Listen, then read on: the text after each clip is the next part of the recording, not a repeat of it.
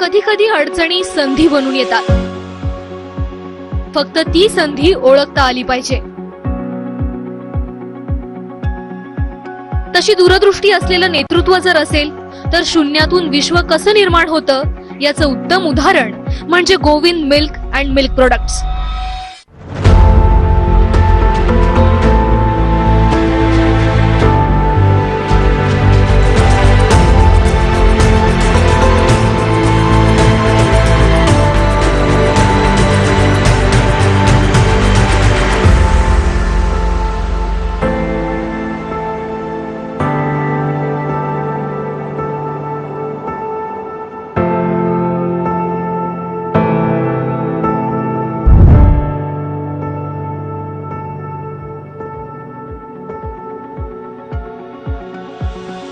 Govind milk and milk प्रोडक्ट्सची सुरुवात साधारण 96-97 साली झाली. 95 साली विधानसभेच्या निवडणुका झाल्या होत्या आणि ह्या निवडणुकीमध्ये माझे बंधू श्रीमंत रामराजे साहेब हे अपक्ष म्हणून त्यावेळेला उभे होते, निवडूनही आले होते. त्यानंतर अनेक शेतकरी माझ्यापर्यंत आले आणि त्यांनी मागणी केली की आम्ही जे दुधाचं उत्पादन करतो त्याला योग्य प्रमाणात दर आणि योग्य प्रमाणात त्याला क्वालिटी असेल किंवा त्याला जो न्याय मिळायला पाहिजे तो मिळत नाही आणि त्यामुळे दुधाचा धंदा हा कमी कमी होत चाललेला आहे, जवळपास संपलेला आहे. त्या काळात तालुक्यात साधारण 30 ते 35 हजार लिटर दुधाचं त्या ठिकाणी निर्मिती होत होती आणि तालुका दूध संघाच्या माध्यमातून ते शासनाला दूध देण्यात येत होतं. ते पुढे जाऊन कात्रजला किंवा आरेला दूध जात होतं, पण त्याच्यामध्ये अनेक अडचणींमुळं तो धंदा जवळपास संपलेला होता, बसायला लागला होता, अशी परिस्थिती होती. त्यामुळे शेतकऱ्यांचं म्हणणं होतं की काहीतरी नाविन्यपूर्ण केल्याशिवाय यातून मार्ग निघणार नाही. आणि काही शेतकऱ्यांनी तर अक्षरशः दुधाचे कॅनच आणून माझ्यासमोर ठेवले की आता तुम्हाला काय करायचे ते तुम्ही करा, आम्ही कॅन तुमच्या आता घराच्या तिथं समोर आणून ठेवलेले आहेत. मग त्यानंतर मी थोडीशी हालचाल चालू केली आणि आमच्या नशिबाने म्हणा किंवा त्या काळामध्ये कॅडबरीला दुधाची नितांत गरज होती. कॅडबरीचा तळेगावला प्लांट आहे, फार जुना प्लांट आहे आणि त्या ठिकाणी त्यांना दुधाची गरज होती आणि त्यांनी मग कसंही पाठवा पण दूध पाठवा अशा प्रकारची त्यांची मागणी होती. मी जाऊन त्यांना भेटलो, ते सुद्धा फलटणला आले. त्यांचे काही वरिष्ठ अधिकारी एक श्री दिनेश श्रीवास्तव, श्री दाभाडे हे फलटणला आले आणि त्यांनी कसंही करून तुम्ही बर्फ लावून का होईना पण दूध चालू करा, असं आम्ही जवळपास 200-250 लिटर दुधापासून त्या ठिकाणी सुरुवात केली.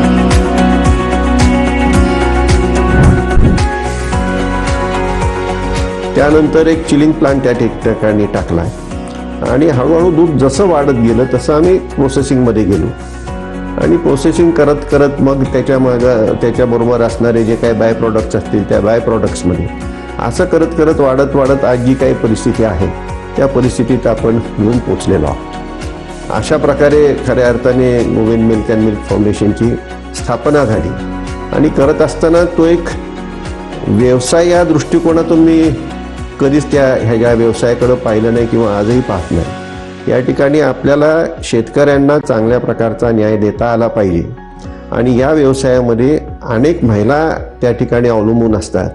किंबहुना हा दुधाचा व्यवसाय ह्या महिलाच करत असतात असं अनेकदा आपल्याला दिसून येतं, तसं अनुभवायला येतं आणि त्यांचं सक्षमीकरण हाही त्याच्या मागचा उद्देश आहे.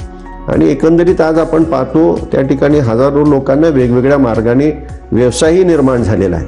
अशा दृष्टिकोनातून हा व्यवसाय साधारण 96-97 पासून आम्ही जो सुरू केला, आज 2026 आहे.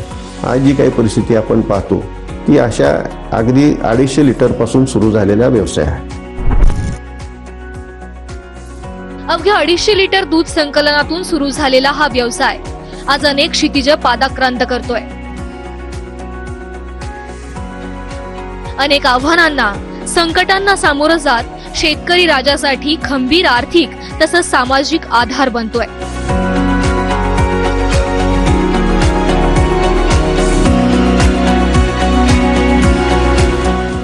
सुरुवातीच्या काळामध्ये कॅडबरीकडूनही आम्हाला फार मोठं त्या ठिकाणी सहकार्य मिळालं आणि त्या काळामध्ये खाजगी ह्या व्यवसायामध्ये येणारे फार कमी होते आणि त्यामुळं सुरुवातीच्या काळात फारशी काही त्या ठिकाणी अडचणी, फारशी स्पर्धा त्यावेळेला जाणवली नाही. आमचा उद्देश एकच होता की जी काही क्वालिटी आपल्याला मिळते तीच क्वालिटी पुढं जाईल आणि त्या क्वालिटीप्रमाणे शेतकऱ्यांना त्या ठिकाणी चांगल्या त्यांच्या क्वालिटीप्रमाणे दर मिळेल, असा उद्देश ठेवूनच आम्ही हा व्यवसाय चालू केला. किंबहुना थोडंसं अगदी मागं जाऊन सांगायचं झालं तर माझे आजोबा श्रीमंत माजुली राजे ह्यांनी दुग्ध व्यवसाय फलटण तालुक्यात वाढवण्यासाठी सुद्धा त्या काळामध्ये म्हणजे 1945-46च्या दरम्यान सुद्धा प्रयत्न केले होते. परंतु त्या काळामध्ये एवढं तंत्रज्ञान पुढं न गेल्यामुळे त्यांना फारसा त्याच्यामध्ये यश आपल्याला दिसून आलं नाही.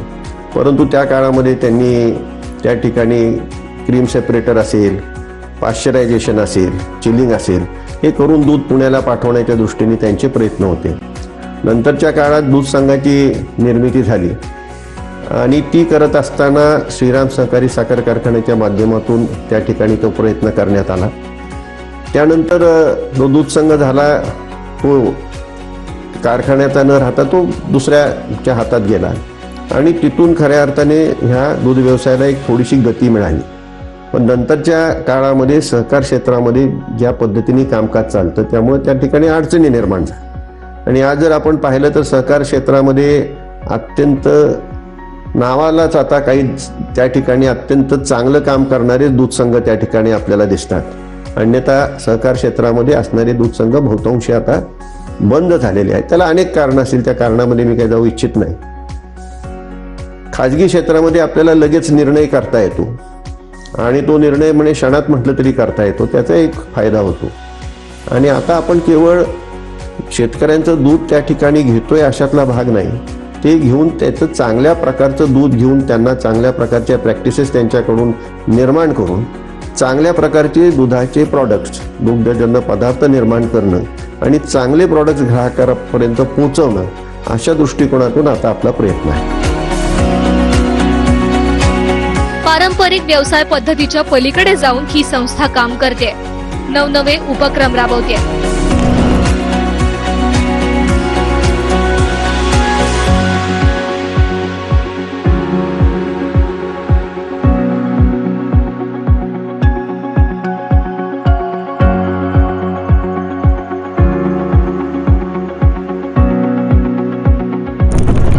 आपल्याला जे इस्रायल किंवा US टेक्निक होतं त्याच्यामध्ये त्या गायी बांधून ठेवणं आणि बांधून ठेवल्यामुळं त्यांचं दूध जास्त निघतं असा एक प्रकारचा समज होता. परंतु माझ्या पत्नी आम्ही युरोपला गेलो असताना पाहिलं की तिथं पूर्णपणे ह्या गाया, दुधाच्या गाया मोकळ्या सोडलेल्या आहेत. फक्त थंडीमध्ये ते आतमध्ये घेतात, ते मोठे मोठे बांधस आहेत त्याच्यामध्ये घेतात. म्हणलं तसं जर तिथं होत असेल तर आपल्याकडं, आणि पूर्वी आपल्याकडं गाया मोकळ्या सोडल्या जायच्या, वास्तविक त्या कुठेही जाऊन चरून यायच्या आणि सकाळी दूध काढलं की संध्याकाळी दुधासाठीच परत त्या ठिकाणी मालकाकडे यायचे आहे आणि ते सर्वोत्तम प्रतीचं दूध नक्कीच होतं आणि आजही तशा प्रकारचं दूध हे सर्वोत्तम प्रतीचंच आहे. मग आपण जर मोकळ्या सोडल्या तर काय होईल, या दृष्टिकोनातून मग आमचे डॉक्टर शांताराम गायकवाड त्यांचे सहकारी हे थोडंसं कामाला लागले आणि फ्री हाऊसिंग अशा प्रकारची ती संकल्पना त्या ठिकाणी आली आणि तिथून गोविंद फाउंडेशनची खऱ्या अर्थाने सुरुवात झाली की फ्री हाऊसिंग आलं. मग त्या गायांना कमीत कमी आजार व्हावेत, कमीत कमी गायांवरती खर्च व्हावा, ह्या दृष्टिकोनातून त्या ठिकाणी प्रयत्न चालू झाले. त्यानंतर अनेक आज आम्ही ज्यांना पावडर देतो, दुधाची भुकटी देतो, त्यांना ती भुकटी ठराविक प्रकारची लागते. ॲफ्लॉटॉक्सिन त्या दुधात असू शकतं, ते ॲफ्लॉटॉक्सिन फ्री लागते, अँटीबायोटिक फ्री लागते. आणि ॲबट सारखे असतील, मॉन्डेलिस सारखे असतील, कॅडबरीचा आता मॉन्डेलिस झालेला आहे. विशेष करून ॲबट त्यांच्या इन्फंट फॉर्म्युलामध्ये, इन्श्युअरमध्ये हे डायरेक्ट हे आमची दुधाची भुकटी वापरते. त्यामुळं त्यांच्याकडून सुद्धा आम्हाला मोठ्या प्रमाणामध्ये मार्गदर्शन झालं आणि अँटीबायोटिक न देता थोडंसं आयुर्वेदिक पद्धतीने सुद्धा गायांवरती ट्रीटमेंट करण्याच्या दृष्टीने त्यांच्याकडून जे प्रयत्न झाले, त्यांचं जे मार्गदर्शन झालं, त्याच्यामुळं ही सर्व कामं गोविंद फाउंडेशनच्या माध्यमातून होत असतात. आणि केवळ मग दुधावरच त्या ठिकाणी आपण लक्ष देतोय अशातला भाग नाही. दुधाच्या बरोबर ती काफ रेअरिंग काफ ब्रीडिंगला सुद्धा आम्ही तेवढंच महत्त्व देतो आणि चांगल्या प्रकारच्या गाया निर्माण होण्यासाठी चांगल्या प्रकारच्या कालवडी निर्माण होणं गरजेचं आहे आणि त्या कशा होतील आणि त्याचा एक व्यवसाय शेतकऱ्यांना हा आणखी एक ॲडिशनल कसा होईल. आणि त्याचबरोबर आम्ही जवळपास आत्तापर्यंत गोविंद फाउंडेशनच्या माध्यमातून 8,000पेक्षा जास्ती बायोगॅस प्लांट्स दिलेले आहेत. त्यामुळं आमच्या शेतकऱ्यांना गॅसचा काही त्या ठिकाणी तुटवडा कधीच भासत नाही आणि त्याच्यापासून त्या स्लरीपासून गॅस निर्माण होतो. जी शेणाची जी स्लरी असते त्याच्यापासून म्हणजे फॉस्फेट एनरिच मॅन्युअर सुद्धा शेतकरी करतो. त्याच्याकरता सुद्धा आम्ही त्यांना मार्गदर्शन करतो. म्हणजे केवळ दूध नाही तर काफ रेअरिंग काफ ब्रीडिंग आणि चांगल्या प्रकारचं मॅन्युअर आणि बायोगॅस अशा दृष्टिकोनातून जी काही कामं आपल्याला ग्रामीण भागात होताना दिसत आहेत आणि शेतकऱ्यांना वेळोवेळी सातत्याने मार्गदर्शन होताना दिसतंय ते सर्व गोविंद फाउंडेशनच्या माध्यमातून होतं. विशेष करून महिला सबलीकरणाला त्या ठिकाणी अधिक महत्त्व दिलं जातं आणि आज अनेक असे फलटण तालुक्याच्या बाहेर अनेक अशा महिला आहेत की ज्या इतर महिलांना सुद्धा आता ट्रेनिंग देऊ शकतात. अशा प्रकारची सुद्धा काही ट्रेनिंग सेंटर्स महिलांच्या माध्यमातून त्या ठिकाणी निर्माण झालेली आहेत आणि हे सर्व काम हे गोविंद फाउंडेशनच्या माध्यमातून झाले. केवळ गायींचा अधिवास नाही तर सर्वात महत्त्वाचा असलेल्या खाद्याचाही काळजीपूर्वक विचार केला जातोय.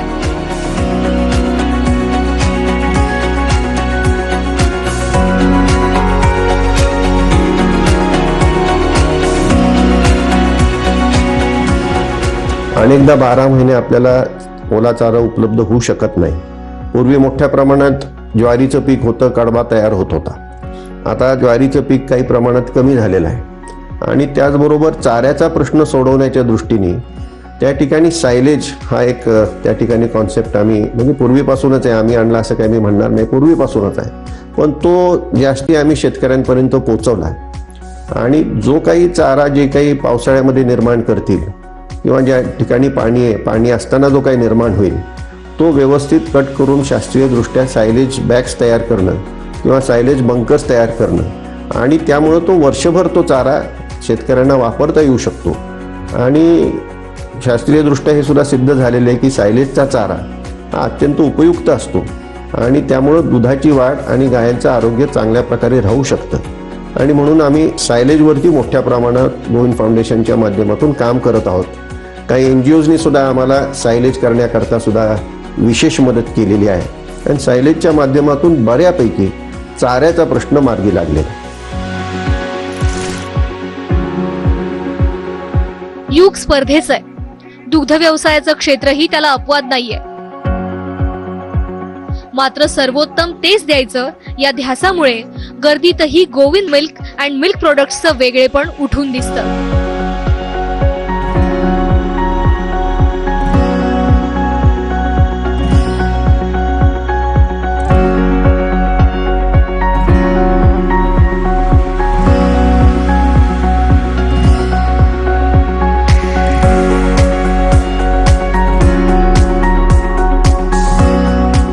आज तर प्रचंड स्पर्धा आहे ह्याविषयी काही शंका नाही. पण आम्ही गोविंदकडं पास असताना सुरुवातीपासूनच आम्ही एक व्यावसायिक कंपनी असं ह्याकडं पाहत नाही, आजही पाहत नाही. आता बराचसा भार माझ्या पत्नी शिवांजली नाईक निंबाळकर ह्या पाहत असतात. आमचा जो पूर्ण फाउंडेशनचा भाग आहे ते डॉक्टर शांताराम गायकवाड पाहत असतात. प्रोक्युरमेंट चांगल्या प्रकारचं दूध यावं म्हणून डॉक्टर गणेश समताळ म्हणून त्या ठिकाणी ते काम पाहतात.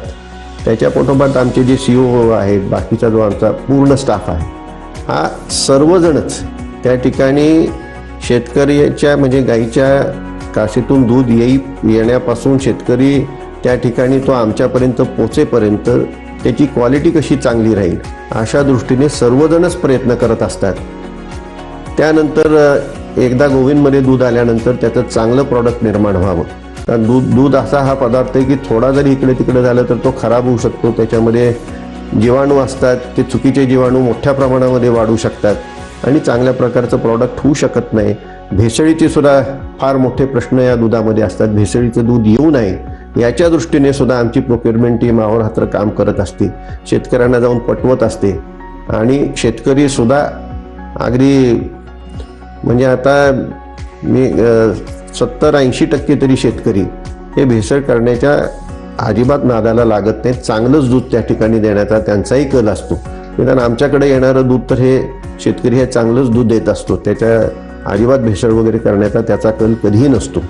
त्यामुळे एक चांगल्या प्रकारचं दूध आणि त्याच्यावर चांगल्या प्रकारची प्रक्रिया करून मग आमची सेल्स टीम आहे, मार्केटिंग टीम आहे, इथं अक्षय शिंदे आहेत, मार्केटिंग टीमचे सगळे प्रमुख आहेत, हे ग्राहकापर्यंत आमचं चांगलं प्रॉडक्ट हे पोचवण्याचा त्यांचाही प्रयत्न असतो. या सगळ्यांचा प्रयत्न होतो त्यावेळेला त्या ठिकाणी आपल्याला एक चांगलं प्रॉडक्ट ग्राहकापर्यंत पोचवता येतं आणि शेतकऱ्याला योग्य तो दर त्या ठिकाणी आपल्याला देता येतो.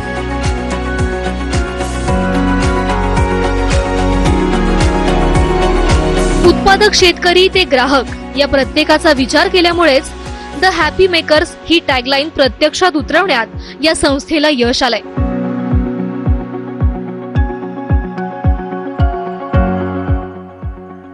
त्या हॅपी मेकर्सचा विषय असा निर्माण होतो की तुम्ही फ्री हाऊसिंग केलं, त्यामुळं तुमच्या गाया ह्या मोकळ्या असतात, त्या ठिकाणी पाण्याची सोय असती, पाहिजे त्यावेळेला ते पाणी पिऊ शकतात आणि त्यामुळं एकंदरीत एक आनंदी वातावरणामध्ये त्या फ्री असल्यामुळं, सातत्याने एकाच जागी बांधून डांबून ठेवल्या नसल्यामुळं त्यांच्या आरोग्यावरही त्यामुळं चांगला परिणाम होतो आणि त्या आनंदीदायी असतात.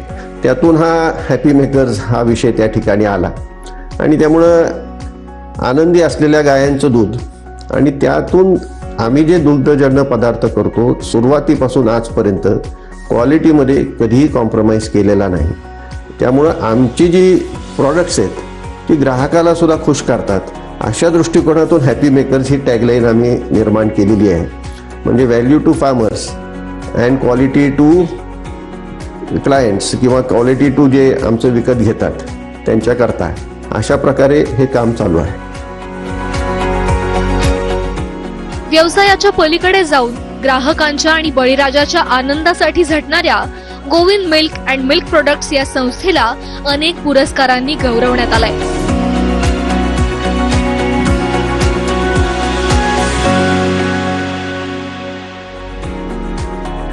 इंडियन डेअरी असोसिएशनचा आम्हाला 2024 साली पुरस्कार मिळाला.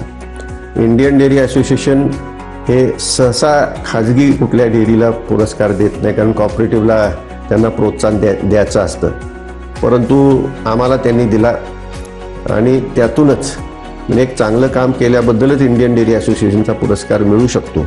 वेस्टर्न रिजनमधला आम्हाला हा मुख्य पुरस्कार मिळाला आणि त्याचबरोबर त्या ठिकाणी पम नावाचा एक पुरस्कार आहे. हा नेदरलँडच्या त्या ठिकाणी एक संस्था आहे, त्या संस्थेच्या माध्यमातून मिळाला आहे. ती संस्था भारतामध्ये काम करते, विविध क्षेत्रामध्ये काम करते आणि एकंदरीत महिलांचं सबलीकरणाच्या दृष्टिकोनातून हे काम करत असते. त्यांचे अनेक रिटायर्ड लोक नेदरलँडचे येतात, आमच्याकडे येतात, जे या क्षेत्रामध्ये म्हणजे दुधाच्या क्षेत्रामध्ये ज्यांनी आपलं संपूर्ण त्या ठिकाणी काम केलेले, सेवानिवृत्त झाल्यावर पंपसाठी ते काम करतात आणि ते आमच्या शेतकऱ्यांना मार्गदर्शन करत असतात. आणि एकंदर त्यांनी आमचं काम बघून त्या ठिकाणी पंपच्या माध्यमातून सुद्धा हा आत्ताच आम्हाला पुरस्कार प्राप्त झाला. वास्तविक तो नेदरलँडला जाऊन नेदरलँडच्या राणीसाहेब त्यांच्या हस्ते मिळणार होता, परंतु त्यावेळेला आमचं विजाचं काही त्यावेळेला होऊ शकलं नाही. त्यामुळं साधारण गेल्या 15 दिवसापूर्वी दिल्लीला त्यांच्या ॲम्बॅसेडर जे आहेत त्यांच्या हस्ते तो पुरस्कार आम्हाला देण्यात आला. आणि हे इंडियन डेअरी असोसिएशनचा आणि हे पंप पुरस्कार हे निश्चितच त्या ठिकाणी म्हणजे फेदर इन आवर हॅट अशा प्रकारचे 2 पुरस्कार आहेत. पण याच्या व्यतिरिक्त अनेक पुरस्कार अनेकदा मिळालेले आहेत.